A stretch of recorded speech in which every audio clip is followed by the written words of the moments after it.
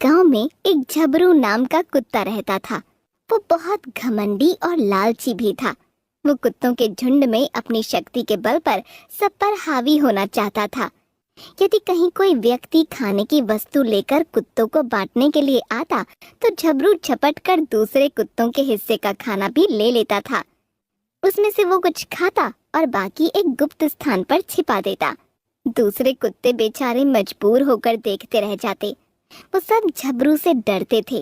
वो कमजोर कुत्तों पर झपट पड़ता था, हर जगह अपना एकाधिकार समझता था।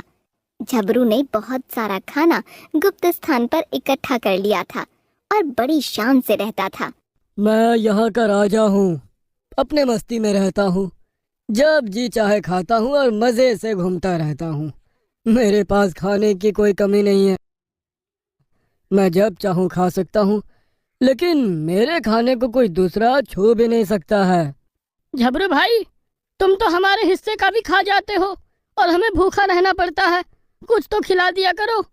खामोश, यहाँ जिसकी लाठी उसकी भैंस है।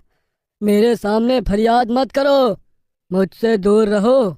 मुझे गुस्सा आ गया तो तुम्हारी खैर नहीं।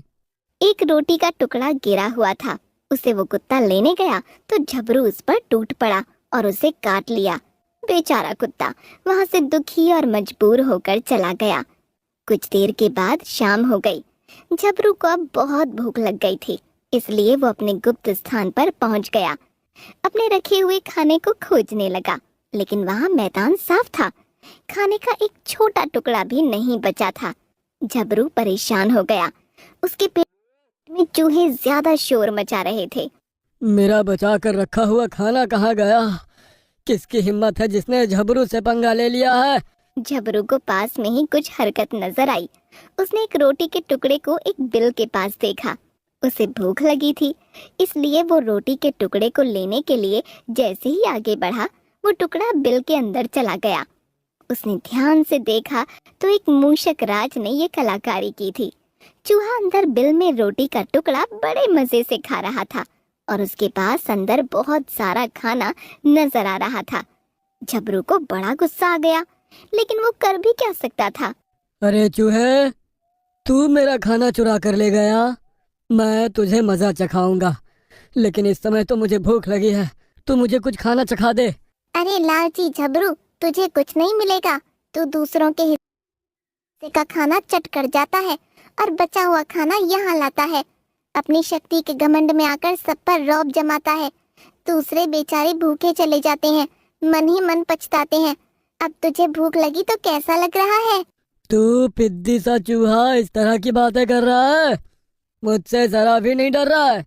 रुक जा, तुझे बताता हूँ। कोशिश मत करना, वरना नाक और मुंह में मिट्टी भर जाएगी, नानी याद आ जाएगी। झबरू गुस्से से आगे बढ़ा और बिल के पास सूंघने चला तो वहां बैठे हुए एक बिच्छू ने डंक मार दिया और वो दर्द के मारे छटपटाने लगा। बड़ी देर तक परेशान हुआ, लेने के देने पड़ गए। वो समझ गया कि वो चूहे का कुछ नहीं बिगाड़ सकता। उसे मुंह लटकाकर वापस जाना पड़ा। वो अपनी करनी का फल पा गया था। लालच और घमंड का नतीजा सामने आ गया था।